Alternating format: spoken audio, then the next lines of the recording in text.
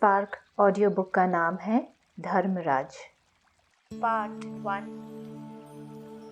सारे दिन के पोथा मेल को ठीक रीति से निकाल सकते हो? यह मालूम पड़ता है कि मेल गाड़ी की रफ्तार है। बाप दादा के संस्कारों से मेल करना है। आप लोगों को जिन्होंने साकार रूप से साथ रहकर सेकंड के संकल्प संस्कार का अनुभव किया है, उनसे मेल करना है। औरों को बुद्धि योग से खींचना पड़ता है। आप लोगों को सिर्फ सामने लाना पड़ता है। इसलिए संकल्प संस्कार को मिलाते जाना है।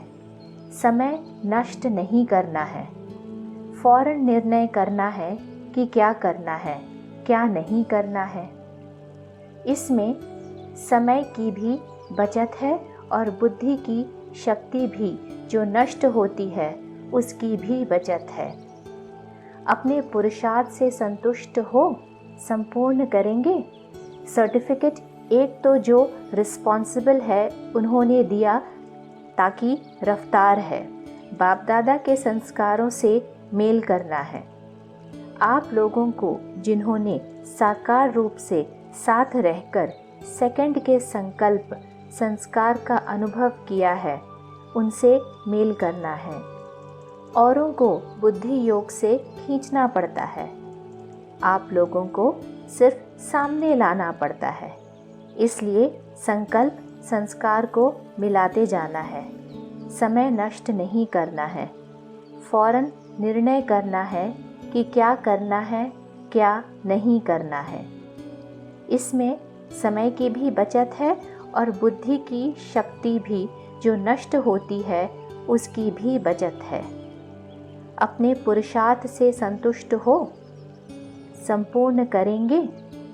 सर्टिफिकेट एक तो जो रिस्पॉन्सिबल है उन्होंने दिया तो लोग पसंद हुए। रचना को भी संतुष्ट रखना है। उन्हों की चलन से ही कैच करना है कि संतुष्ट हैं।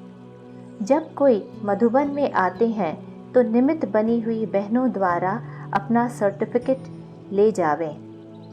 यह सभी सर्टिफिकेट धर्मराजपुरी में काम आएंगे। जैसे रास्ते में कार चलाने वाले को सर्टिफिकेट होता है तो दिखा देने से रास्ता पार कर लेते हैं, ऐसे धर्मराजपुरी में भी यह सर्टिफिकेट काम में आएगा। इसलिए जितना हो सके सर्टिफिकेट लेते जाओ, क्योंकि ट्रिब्यूनल में भी यही महारथी बैठते हैं। इन्हों की सर्टिफिकेट काम में आएगी। यहाँ से सर्टिफिकेट ले जाने से दूसरी आत्माओं को सैटिस्फाई करने की विशेषता आएगी। अनुभवी बहनें अनेकों को सैटिस्फाई करने की शिक्षा देती हैं। अनेकों को सैटिस्फाई करने की युक्ति है सर्टिफिकेट। अव्यक्त मुरली की डेट है 21 जनवरी 1971। जैसे बाप आकार में निराकार आत्माओं को ही देखते हैं, वैसे ही बाप समान बने हो। सदैव जो श्रेष्ठ चीज़ होती है उस तरफ ही दृष्टि और वृत्ति जाती है। तो इस आकार के बीच श्रेष्ठ कौन सी वस्तु है? निराकार आत्मा। तो रूप को देखते हो, वह रूह को देखते हो, क्योंकि अब तो अंतर को भी जान गए हो और महामंत्र को भी जान गए हो। जान लिया, देख भी लिया, बाकी क्या रहा? बाकी स्थित रहने की बात में अभ्यासी हो। हर एक ने अपना अपना अनुभव बताया। ऐसे समझे अंत तक पहले पाठ के अभ्यासी रहेंगे। अंत तक अभ्यासी रहेंगे, वह स्वरूप भी बनेंगे। जब तक शरीर छोड़ेंगे तब तक अभ्यासी रहेंगे। पहले पाठ की समाप्ति कब होगी? जो समझते हैं अंत तक अभ्यासी रहेंगे, वह हाथ उठाओ। आकार में निराकार देखने की बात पहला पाठ पूछ रहे हैं। अभी आकार को देखते निराकार को देखते हो।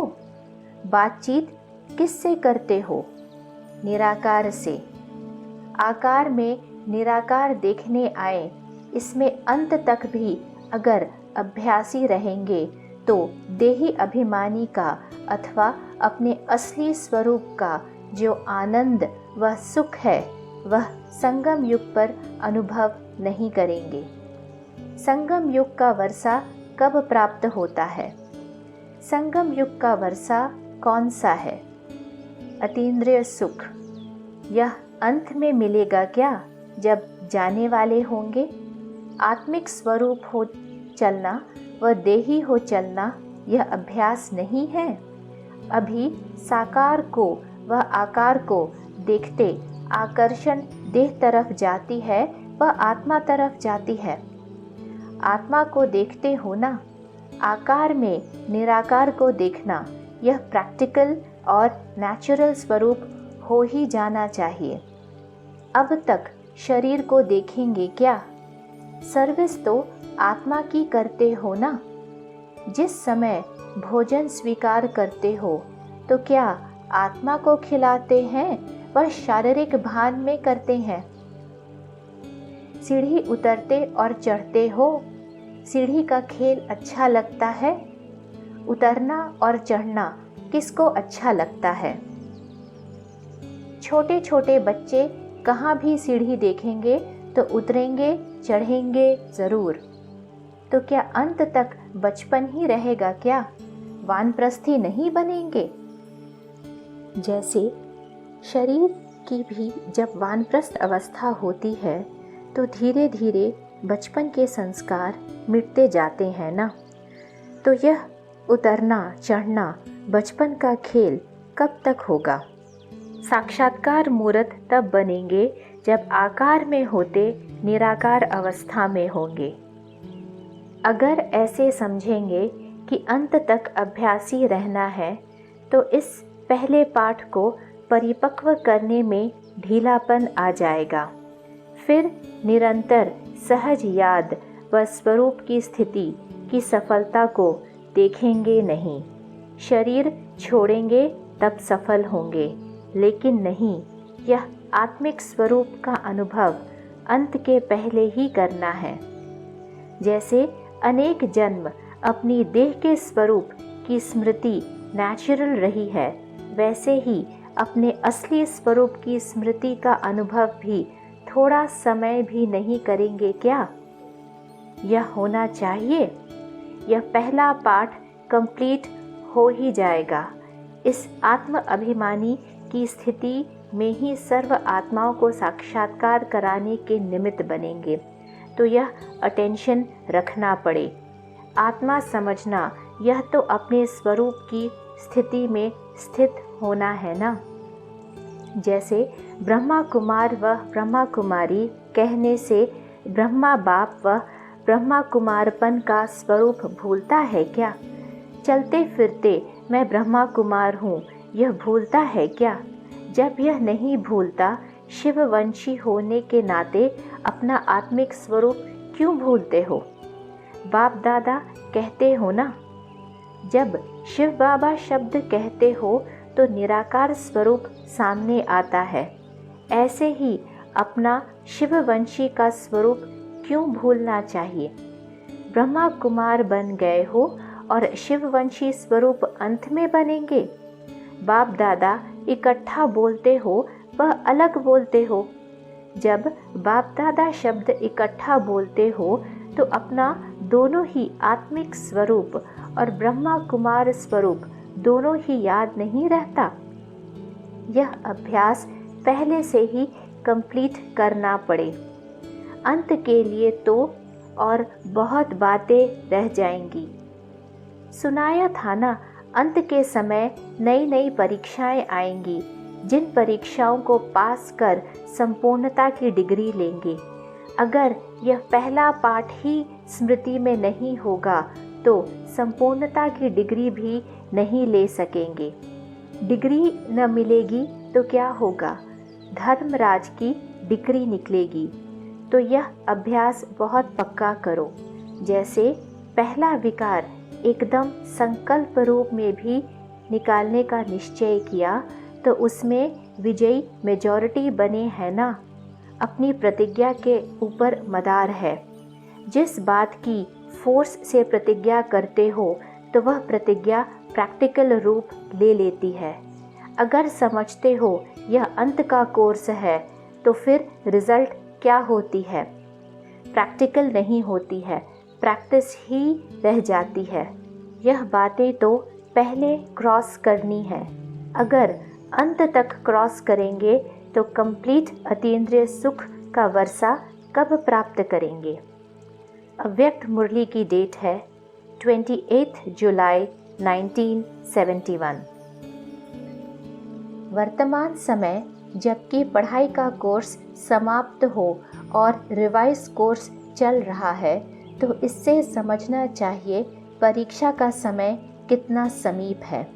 जैसे आजकल कौरव गवर्नमेंट भी बीच बीच में पेपर लेकर उन्हों की मार्क्स फाइनल पेपर में जमा करती है, इसी प्रकार वर्तमान समय जो भी कर्म करते हो समझो प्रैक्टिकल पेपर दे रहे हैं और इस समय के पेपर की रिजल्ट फाइनल पेपर में जमा हो रही है।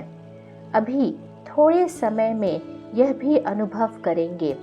कोई भी विकर्म करने वाले को सूक्ष्म स्वरूप में सजाओं का अनुभव होगा।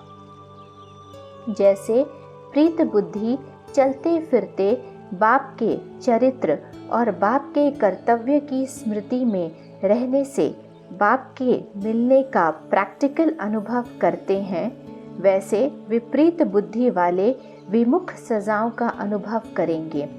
इसलिए फिर भी बाप दादा पहले से ही सुना रहे हैं कि उन सजाओं का अनुभव बहुत कड़ा है। उनके सीरत से हर एक अनुभव कर सकेंगे कि इस समय यह आत्मा सजा भोग रही है। कितना भी अपने को छिपाने की कोशिश करेंगे लेकिन छिपा नहीं सकेंगे। वह 1 सेकंड की सज़ा अनेक जन्मों के दुख का अनुभव कराने वाली है। जैसे बाप के सम्मुख आने से 1 सेकंड का मिलन आत्मा के अनेक जन्मों की प्यास बुझा देता है, ऐसे ही विमुख होने वाले को भी अनुभव होगा। फिर उन सजाओं से छूटकर अपनी उस स्टेज पर आने में बहुत मेहनत लगेगी। इसलिए पहले से ही वार्निंग दे रहे हैं कि अब परीक्षा का समय चल रहा है। ऐसे फिर उल्हना नहीं देना कि हमें क्या मालूम कि इस कर्म की इतनी गुह्य गति है। इसलिए सूक्ष्म सजाओं से बचने के लिए अपने से ही अपने आप को सदा सावधान रखो। अब गफलत न करो। अगर ज़रा भी गफलत की तो जैसे कहावत है, 1 का 100 गुना लाभ भी मिलता है और 1 का 100 गुना दंड भी मिलता है। यह बोल अभी प्रैक्टिकल में अनुभव होने वाले हैं। इसलिए सदा बाप के सम्मुख सदा प्रीत बुद्धि बनकर रहो। अव्यक्त मुरली की डेट है 2 फरवरी 1972। हर संकल्प में श्रेष्ठता भरते जाओ। हर संकल्प बाप और बाप के कर्तव्य में भेंट चढ़ाते जाओ। फिर कब भी हार नहीं खा सकेंगे। अभी फिर भी कोई व्यर्थ अथवा अशुद्ध संकल्प चलने की प्रत्यक्ष रूप में कोई सज़ा नहीं मिल रही है, लेकिन थोड़ा आगे चलेंगे तो कर्म की तो बात ही छोड़ो, लेकिन अशुद्ध व व्यर्थ संकल्प जो हुआ किया उसकी प्रत्यक्ष सज़ा का भी अनुभव करेंगे। क्योंकि जब व्यर्थ संकल्प करते हो तो संकल्प भी खजाना है। खजाने को जो व्यर्थ गंवाता है उसका क्या हाल होता है। व्यर्थ धन गंवाने वाले की रिजल्ट क्या निकलती है? दिवाला निकल जाता है। ऐसे ही यह श्रेष्ठ संकल्पों का खजाना व्यर्थ गंवाते गंवाते बाप द्वारा जो वर्षा प्राप्त होना चाहिए वह प्राप्ति का अनुभव नहीं होता। जैसे कोई दिवाला मारते हैं तो क्या गति हो जाती है, ऐसी स्थिति का अनुभव होगा। इसलिए अभी जो समय चल रहा है वह बहुत सावधानी से चलने का है, क्योंकि अभी यात्री चलते चलते ऊंच मंजिल पर पहुंच गए हैं। तो ऊंच मंजिल पर कदम कदम पर अटेंशन रखने की बहुत आवश्यकता होती है। हर कदम में चेकिंग करने की आवश्यकता होती है। अगर एक कदम में भी अटेंशन कम रहा तो रिजल्ट क्या होगी? ऊंचाई के बजाय पाँव खिसकते खिसकते नीचे आ जाएंगे। तो वर्तमान समय इतना अटेंशन है वह अलबेलापन है। पहला समय और था, वह समय बीत चुका। जैसे जैसे समय बीत चुका तो समय के प्रमाण परिस्थितियों के लिए बाप रहमदिल बन कुछ न कुछ जो सैल्वेशन देने आए हैं वह समय अभी समाप्त हो चुका। अभी रहमदिल नहीं। अगर अब तक भी रहमदिल बनते रहे तो आत्माएं अपने ऊपर रहमदिल बन नहीं सकेंगी। जब बाप इतनी उच्च स्टेज की सावधानी देते हैं तब बच्चे भी अपने ऊपर रहमदिल बन सकें। इस कारण अभी यह नहीं समझना कि बाप अभी रहमदिल है, इसलिए जो कुछ भी हो गया तो बाप रहम कर देगा। नहीं, अभी तो एक भूल का 1000 गुना दंड का हिसाब किताब चुकतू करना पड़ेगा। इसलिए अभी ज़रा भी गफलत करने का समय नहीं है। अभी तो बिल्कुल अपने कदम कदम पर सावधानी रखते हुए कदम में पद्मों की कमाई जमा करते पद्मपति बनो। नाम है ना पद्मा पद्म भाग्यशाली। तो जैसा ना है ऐसा ही कर्म होना चाहिए। हर कदम में देखो पद्मों की कमाई करते पद्मपति बने हैं। अगर पद्मपति नहीं बने तो पद्मा पद्म भाग्यशाली कैसे कहलाएंगे? एक कदम भी पद्म की कमाई बिगड़ न जाए, ऐसी चेकिंग करते हो वह कोई कदम व्यर्थ जाने बाद होश आता है। इसलिए फिर भी पहले से ही सावधान करते हैं। अंत का स्वरूप शक्तिपन का है। शक्ति रूप रहमदिल का नहीं होता है। शक्ति का रूप सदैव संहारी रूप दिखाते हैं। तो संहार का समय अब समीप आ रहा है। संहार के समय रहमदिल नहीं बनना होता है। संहार के समय संहारी रूप साधारण किया जाता है। इसलिए अभी रहमदिल का पाठ भी समाप्त हुआ। बाप के संबंध से बच्चों का अलबेलापन व नाज सभी देखते हुए आगे बढ़ाया, लेकिन अब किसी भी प्रकार से पावन बनाकर साथ ले जाने का पाठ है सद्गुरु के रूप में। जैसे बाप बच्चों के नाज व अलबेलेपन देख फिर भी प्यार से समझाते चलाते रहते हैं, वह रूप सद्गुरु का नहीं होता। सद्गुरु का रूप जैसे सद्गुरु हैं वैसे सत्य संकल्प, सत्य बोल, सत्य कर्म बनाने वाला है। फिर चाहे नॉलेज द्वारा बनावे चाहे सजा द्वारा बनावे। सद्गुरु नाज और अलबेलापन देखने वाले नहीं हैं। इसलिए अब समय और बाप के रूप को जानो। ऐसे न हो बाप के इस अंतिम स्वरूप को न जानते हुए अपने बचपन के अलबेलेपन में आकर अपने आप को धोखा दे दो। इसलिए बहुत सावधान रहना है। अव्यक्त मुरली की डेट है 3 मई 1972। अभी अभी अपने आसुरी संस्कारों को भस्म करने की हिम्मत रख संहारी रूप बने तो मुबारक है। अभी यह भी ध्यान रखना सूक्ष्म सजाओं के साथ साथ स्थूल सजाएं भी होती हैं। ऐसे नहीं समझना सूक्ष्म में मिलती हैं और दिन प्रतिदिन ज़्यादा मिलती जाएंगी। लेकिन ईश्वरीय मर्यादाओं प्रमाण कोई भी अगर अमर्यादा का कर्तव्य करते हैं, मर्यादा उल्लंघन करते हैं, तो ऐसी अमर्यादा से चलने वालों को स्थूल सजाएं भी भोगनी पड़े। फिर तब क्या होगा? अपने दैवी परिवार के स्नेह, संबंध और जो वर्तमान समय की समाप्ति का खजाना है, उनसे वंचित होना पड़े। इसलिए अब बहुत सोच समझकर कदम उठाना है। ऐसे लॉज, नियम शक्तियों द्वारा स्थापन हो रहे हैं। पहले से ही सावधान करना चाहिए ना। फिर ऐसे न कहना कि ऐसे तो हमने समझा नहीं था, यह तो नई बात हो गई। तो पहले से ही सुना रहे हैं। सूक्ष्म लॉज के साथ स्थूल लॉज व नियम भी हैं।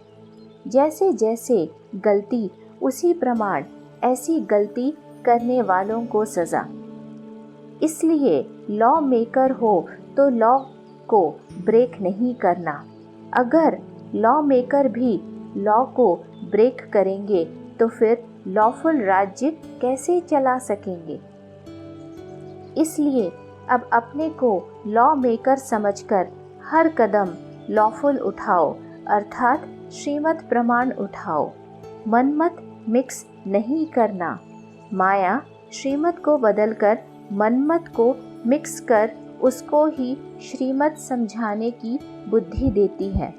माया के वश मनमत को भी श्रीमत समझने लग पड़ते हैं। इसलिए परखने की शक्ति सदैव काम में लाओ।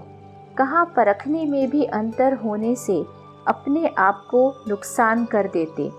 इसलिए कहाँ भी अगर स्वयं नहीं परख सकते हो तो जो श्रेष्ठ आत्माएं निमित्त हैं उन्हों से सहयोग लो। वेरीफाई कराओ कि यह श्रीमत है वह मनमत है, फिर प्रैक्टिकल में लाओ। अव्यक्त मुरली की डेट है 3 मई 1972। सरलचित बहुत बनो, लेकिन जितना सरलचित हो उतना ही सहनशील हो, कि सहनशीलता भी सरलता है। सरलता के साथ समाने की, सहन करने की शक्ति भी चाहिए।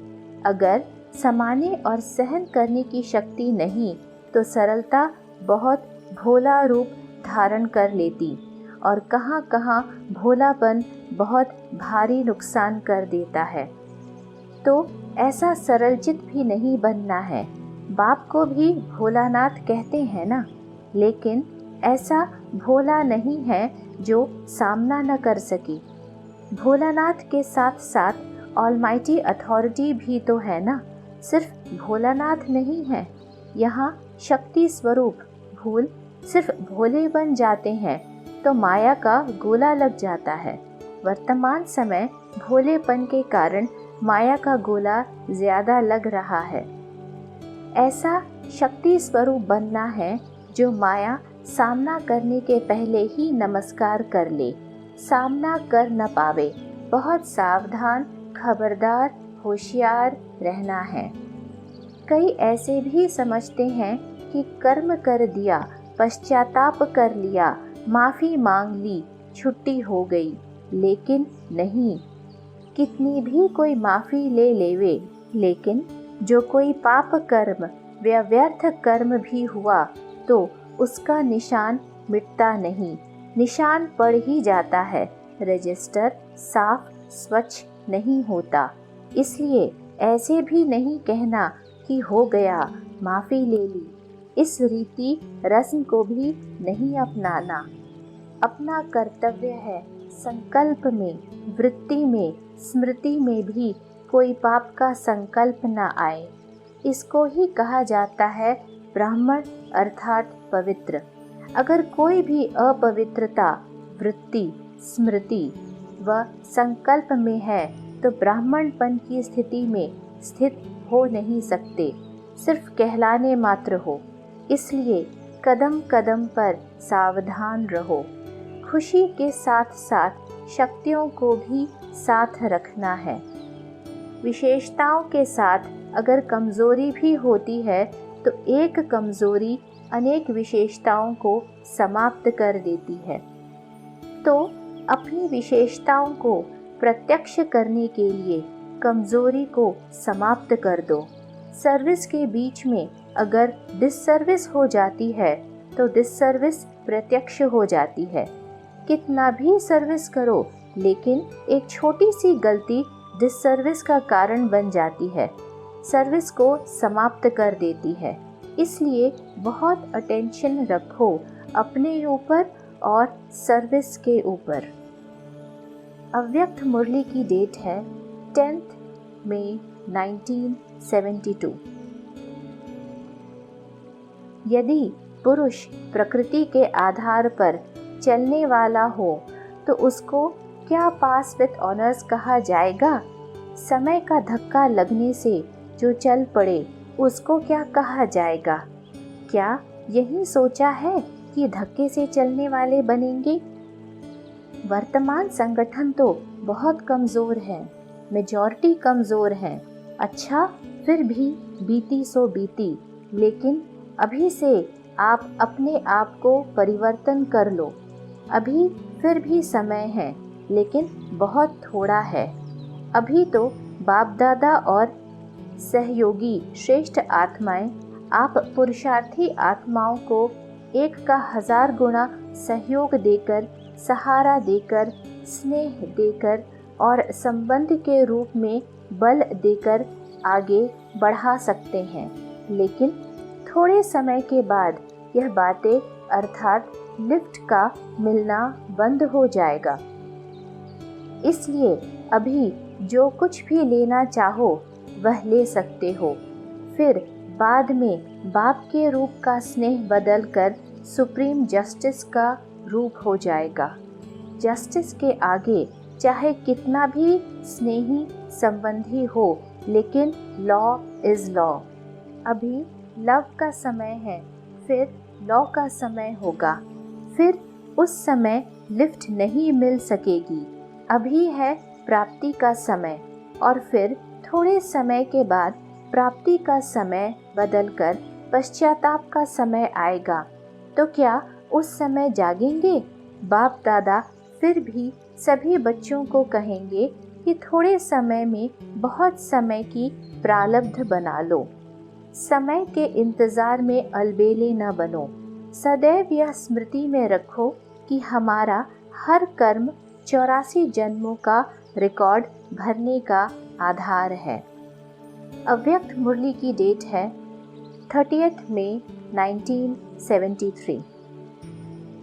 अभी अभी एक सेकंड में जैसे स्थूल शरीर द्वारा कहाँ भी जाने का इशारा मिले, तो जैसे जाना और आना ये दोनों ही सहज अनुभव होता है, वैसे ही इस शरीर की स्मृति से बुद्धि द्वारा परे जाना और आना ये दोनों ही सहज अनुभव होंगे।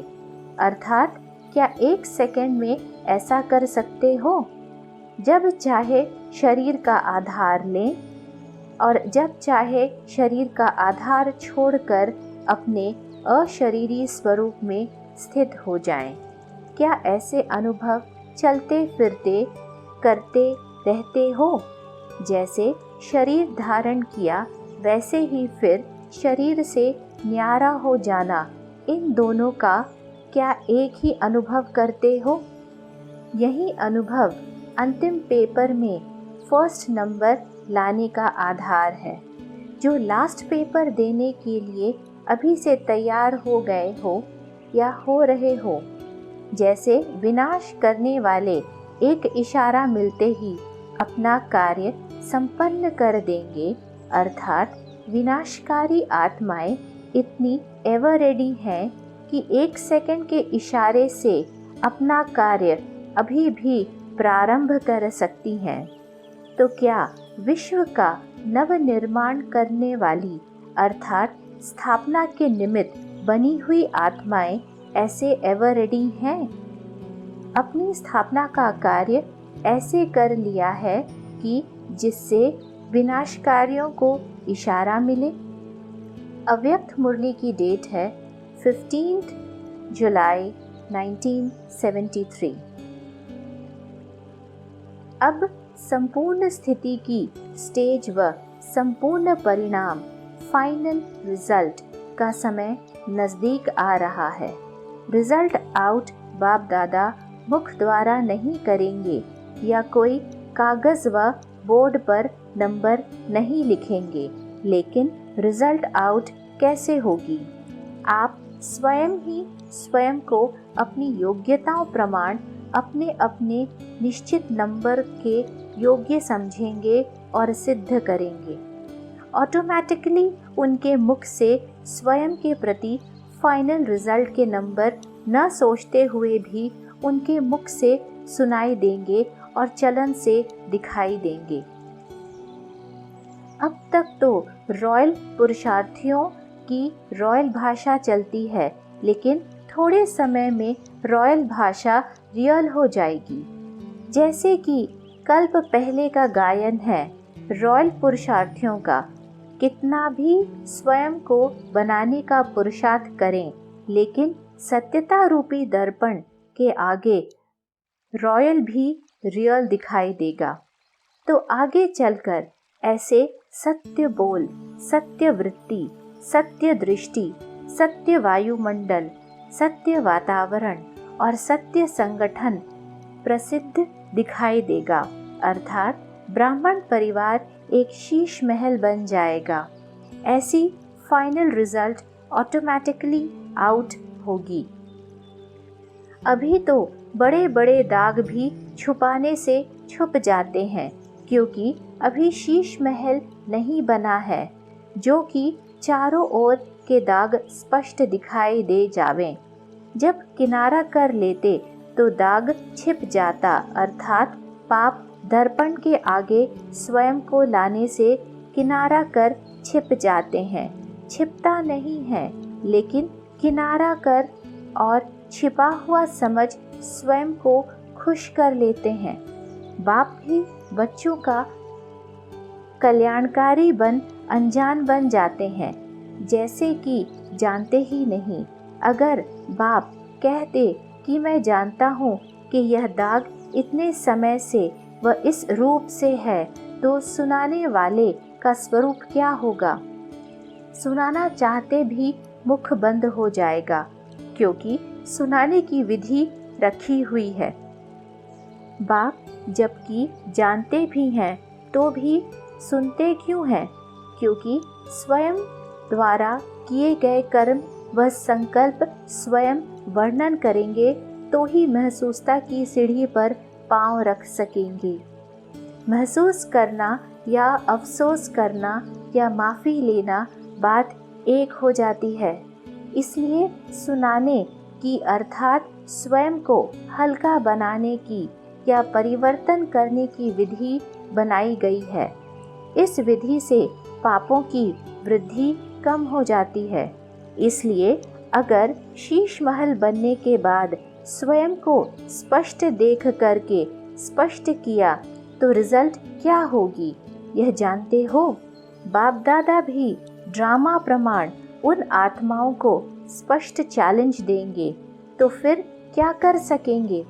इसलिए जब महसूसता के आधार पर स्पष्ट हो, अर्थात बोझ से स्वयं को हल्का करो, तब ही डबल लाइट स्वरूप अर्थात फरिश्ता व आत्मिक स्थिति स्वरूप बन सकेंगे।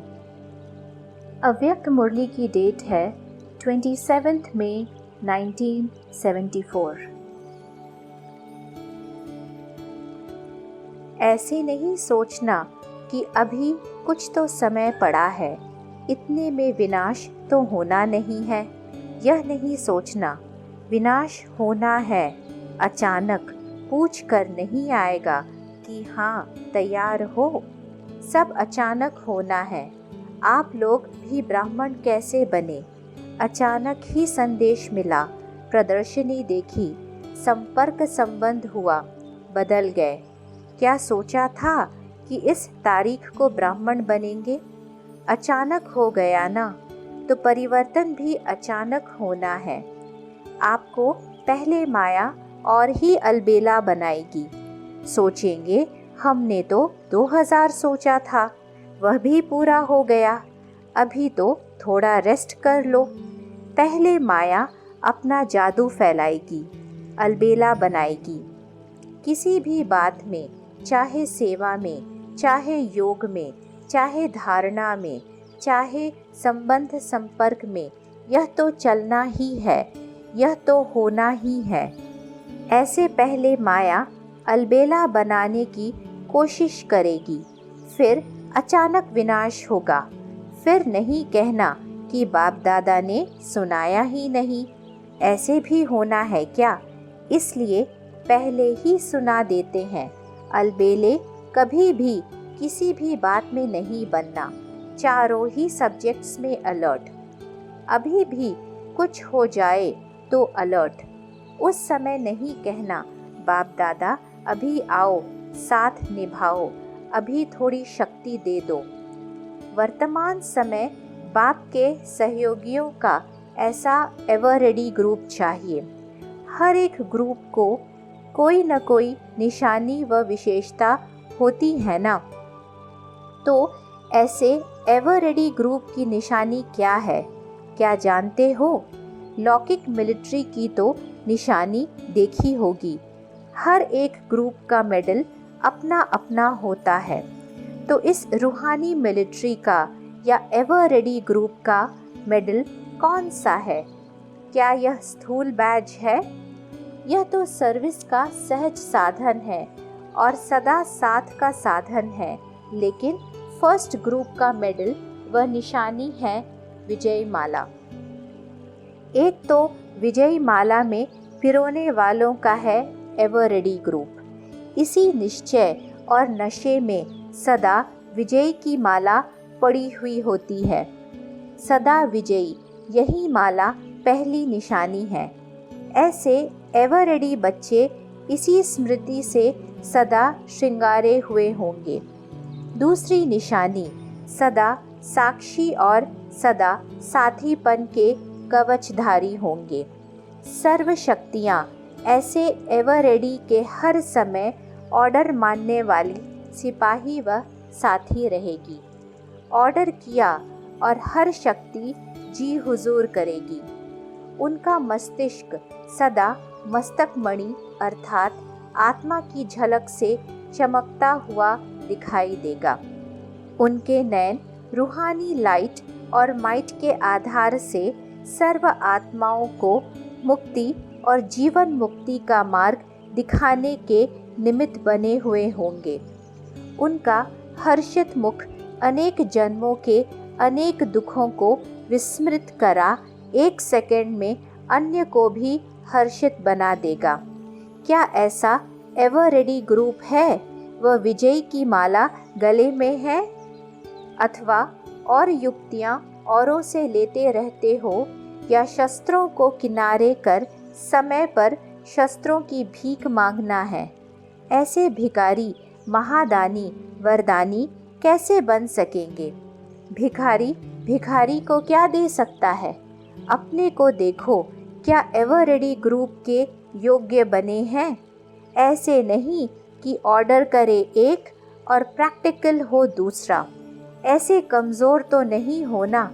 अभी फिर भी कुछ गैलप करने का चांस है। अभी किसी भी ग्रुप में अपने को परिवर्तित कर सकते हो, लेकिन कुछ समय बाद गैलप करने का समय भी समाप्त हो जाएगा और जिन्होंने जैसे और जितना पुरुषार्थ किया है वे वहाँ ही रह जाएंगे। फिर चाहे कितनी भी एप्लीकेशन डालो लेकिन मंजूर नहीं होगी, मजबूर हो जाएंगे।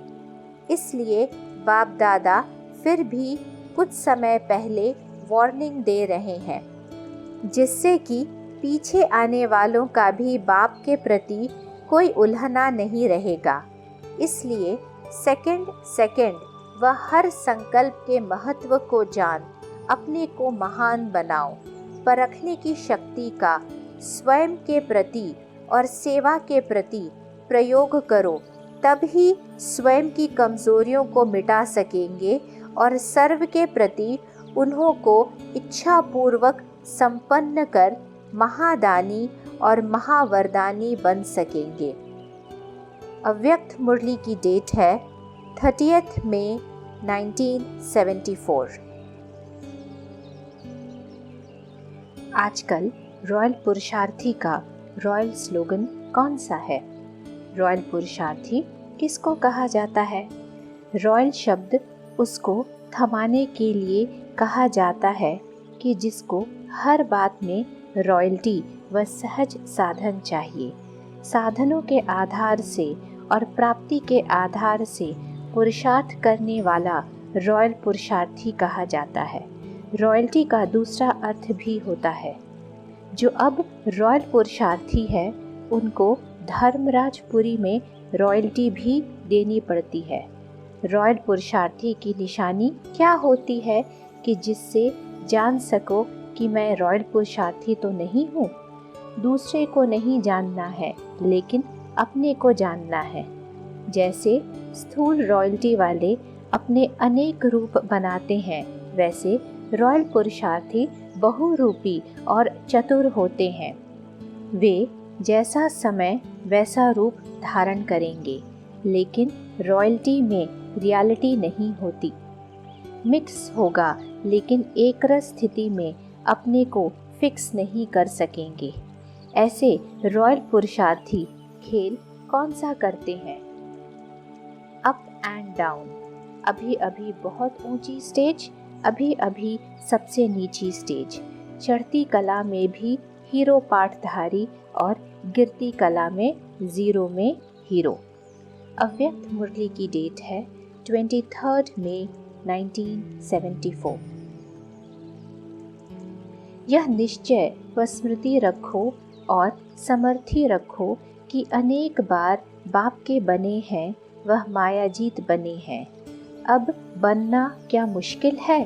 क्या स्मृति स्पष्ट नहीं है कि मुझ श्रेष्ठ आत्मा ने विजयी बनने का पाठ अनेक बार बजाया है? अगर स्पष्ट स्मृति नहीं है तो इससे सिद्ध है कि बाप के आगे स्वयं को स्पष्ट नहीं किया है। किसी भी कारण से बाप के आगे कुछ छिपाया है तो यह भय का भूत इस कारण से छिपा हुआ है, और जो हूँ जैसा हूँ वैसा ही बाप का हूँ, इस निश्चय में कमी के कारण यह भी निश्चय नहीं कि मैं अनेक बार बना हूँ।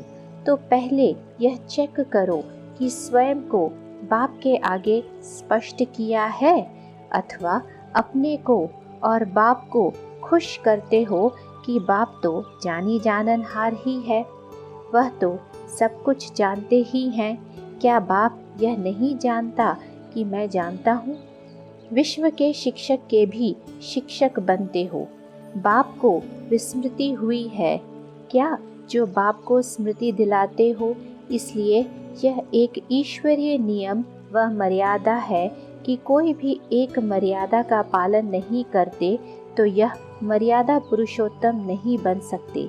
इसलिए कारण का निवारण करो। बाप के आगे छिपाने से एक के ऊपर लाख गुना बोझ चढ़ा हुआ होने के कारण जब तक स्वयं को हल्का नहीं किया है तो सोचो कि एक गलती के पीछे अनेक गलतियां करने से और एक मर्यादा का उल्लंघन होने से अनेक मर्यादाओं का उल्लंघन हो जाने के कारण वह इतना लाख गुना बोझ चढ़ा हुआ होने से चढ़ती कला में कैसे कदम बढ़ा सकते हो और निशाने के समीप कैसे आ सकते हैं। लौकिक दुनिया में भी कोई चीज़ छिपाने वाले को कौन सा टाइटल दिया जाता है? छोटी सी चीज़ को छिपाने वाले को चोर की लिस्ट में गिनेंगे ना। तो जब तक ऐसे संस्कार हैं, बाप दादा के आगे झूठ बोलना व किसी भी प्रकार से बात को चला देना, तो मालूम है कि इसका कितना पाप होता है। ऐसे अनेक प्रकार के चरित्र बाप के आगे दिखाते हैं। ऐसे चरित्र दिखाने वाले कभी श्रेष्ठ चरित्रवान नहीं बन सकते। बाप को भोलानाथ समझते हैं ना, इसलिए समझते हैं कि छिप जाएगा और चल जाएगा, लेकिन बाप के रूप में भोलानाथ है। साथ साथ हिसाब किताब चुकतू कराने के समय लॉफुल भी तो है। फिर उस समय क्या करेंगे? क्या स्वयं को छिपा सकेंगे व बचा सकेंगे? अव्यक्त मुरली की डेट है 4 जुलाई 1970। जिस समय वृत्ति और दृष्टि चंचल होती है तो उस समय स्वयं को यह समझाना चाहिए कि क्या मैंने सर्व संबंधों की सर्व रसनाएं बाप द्वारा प्राप्त नहीं की हैं? कोई रस रहा है क्या कि जिस कारण दृष्टि वृत्ति चंचल होती है? जिस संबंध से भी वृत्ति और दृष्टि चंचल होती है, उसी संबंध की रसना यदि बाप से लेने का अनुभव करो तो क्या दूसरी तरफ दृष्टि जाएगी? समझो, कोई मेल की फीमेल की तरफ दृष्टि जाती है या फीमेल की मेल की तरफ जाती है, तो क्या बाप सर्व रूप धारण नहीं कर सकता? साजन व सजनी के रूप में भी बाप से सजनी बन व साजन बनाकर अतीन्द्रिय सुख का जो रस सदा सदा काल स्मृति में और समर्थि में लाने वाला है, वह अनुभव नहीं कर सकते हो? बाप से सर्व संबंधों के रस व स्नेह का अनुभव न होने कारण देहधारी में वृत्ति और दृष्टि चंचल होती है। ऐसे समय में बाप को धर्मराज के रूप में सामने लाना चाहिए और स्वयं को एक रौरव नरकवासी व विष्ठा का कीड़ा समझना चाहिए और सामने देखो कि कहाँ मास्टर सर्वशक्तिमान और कहाँ मैं इस समय क्या बन गया हूँ। रौरव नरकवासी विष्ठा का कीड़ा ऐसे स्वयं का रूप सामने लाओ और तुलना करो कि कल क्या था और अब क्या हूँ। तख्त नशीन से क्या बन गया हूँ? तख्त ताज को छोड़ क्या ले रहा हूँ? गंदगी। तो उस समय क्या बन गए? गंदगी को देखने वाला व धारण करने वाला कौन हुआ? गंदा काम करने वाले को क्या कहते हैं? बिल्कुल जिम्मेवार आत्मा से जमादार बन जाते हो। क्या ऐसे को बाप दादा टच कर सकता है? स्नेह की दृष्टि दे सकता है? अर्जी मान सकता है? कंप्लेन व उल्हना सुन सकता है? इतने नॉलेजफुल होने के बाद भी वृत्ति और दृष्टि चंचल हो तो उसे भक्त आत्मा से भी गिरी हुई आत्मा कहेंगे। भक्त भी किसी युक्ति से अपनी वृत्ति को स्थिर करते हैं तो मास्टर नॉलेजफुल भक्त आत्मा से भी गिर जाते हैं। तो क्या ऐसी आत्मा का कोई प्रजा बनेगी? जमादार की कोई प्रजा बनेगी क्या, या वह स्वयं प्रजा बनेंगे? मुख्य यह दो कंप्लेन्स हैं। एक दो पार्टी से मिलते हो तो यह कंप्लेन ही विशेष होती है। इसलिए ड्रामा अनुसार बार बार यही बातें करना और बार बार बाप द्वारा यही शिक्षा मिलना, इसका भी हिसाब किताब बनता है। इसलिए ड्रामा अनुसार अब तक भी स्पेशल सर्विस लेना, यह पाठ भी समाप्त हो रहा है। इसमें भी रहस्य है। वही बात कई बार पूछते हैं। एक वर्ष वायदा करके जाते हैं कि अगले वर्ष यह कंप्लेन नहीं होगी। दूसरे वर्ष फिर दोबारा कहते कि अगले वर्ष नहीं होगी। जो वर्ष बीता वह किस खाते में गया? समझते हैं कि बाप दादा को वायदा भूल जाते हैं। समझते हैं बाप दादा को क्या याद होगा? बाप दादा को सबके वायदे याद रहते हैं, लेकिन बाप दादा बच्चों का डिसरिगार्ड नहीं करते। सामने बैठ कहे कि वायदा नहीं निभाया, यह भी डिसरिगार्ड है। जब सिर का ताज बना रहे हैं, स्वयं से भी आगे रख रहे हैं, तो ऐसी आत्मा का डिसरिगार्ड कैसे करेंगे? इसलिए मुस्कुराते हैं। ऐसे नहीं कि याद नहीं रहता है, आत्माओं को तो चला देते हैं। निमित्त बनी हुई टीचरों को बड़ी चतुराई से चला देते हैं। कहेंगे आपने हमारे भावार्थ को नहीं समझा, हमारा भाव यह नहीं था, शब्द मुख से निकल गया।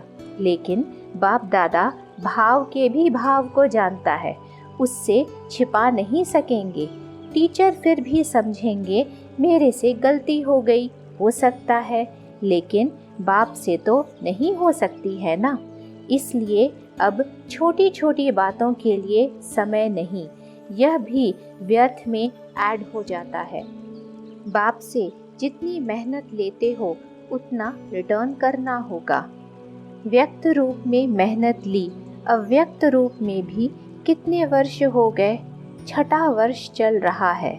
अव्यक्त रूप में भी 6 वर्ष नहीं, इन्हीं बातों पर शिक्षा मिलती रही। अव्यक्त रूप में भी 6 वर्ष इन्हीं बातों पर शिक्षा मिलती रही। अब तक भी वही शिक्षा चाहिए। अभी सर्विस लेने का टाइम है अथवा रिटर्न करने का टाइम है। अगर रिटर्न नहीं करेंगे तो प्रजा नहीं बना सकेंगे। इसलिए अब स्वयं को पावरफुल बनाओ, नॉलेजफुल बनाओ। अनेक प्रकार की क्यू से स्वयं को मुक्त करो। युक्ति जो मिलती है उसको काम में नहीं लगाते हो, इसलिए मुक्त नहीं हो पाते। अव्यक्त मुरली की डेट है 11 जुलाई 1974। ओम शांति।